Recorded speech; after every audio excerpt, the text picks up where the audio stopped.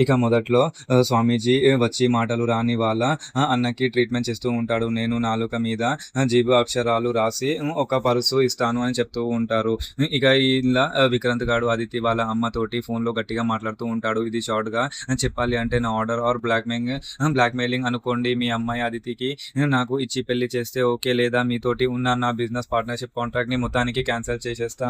మీరు చాలా నష్టపోతారు అని వార్నింగ్ ఇస్తూ ఉంటాడు. అదితి వాళ్ళ అమ్మ ఇంటర్నల్లీ విక్రాంత్ లాంటి పెద్ద రిచ్ పర్సన్ అల్లుడు అవ్వడం తనకి ఇష్టమే. కానీ అదితి చాలా మొండిది అని చెప్తూ ఉంటుంది. నాకు కొంచెం టైం ఇవ్వు విక్రమ్, నేను 100% అదితిని ఒప్పిస్తా అని చెప్పి ఫుల్ టెన్షన్ పడుతూ ఉంటుంది. ఇంకోవైపు విలన్ బ్యాచ్ ఒక అమ్మాయిని సుభద్ర గట్టిగా బెదిరిస్తూ ఉంటారు. రేపు గౌతమ్ గాడు చెన్నై వెళ్ళగానే నువ్వు నీ పెట్టే బెడ్డే సర్దుకొని ఈ రాత్రికే ఇల్లు వదిలేసి వెళ్ళిపోవాలి అని చెప్తూ ఉంటారు. వెళ్ళాక ఎవరికి కాల్ చేయకూడదు, నీ ఫోన్ మాకు ఇచ్చేయాలి, నువ్వు పోతేనే ఈ ఇల్లు ప్రశాంతంగా ఉంటుంది. గౌతమ్ ఇంకా ఆదిత్య చెప్పుకుంటూ ఉంటారు. ఈ ఇంట్లో ఉన్న తిన్న విశ్వాసం ఉంటే సైలెంట్గా వెళ్ళిపో అని మెంటల్గా టార్చర్ పెట్టి బ్లాక్మెయిల్ చేస్తూ ఉంటారు. మన నెక్స్ట్ ఎపిసోడ్లో ఏం జరగబోతుందో అనేది చూద్దాం. Thank you.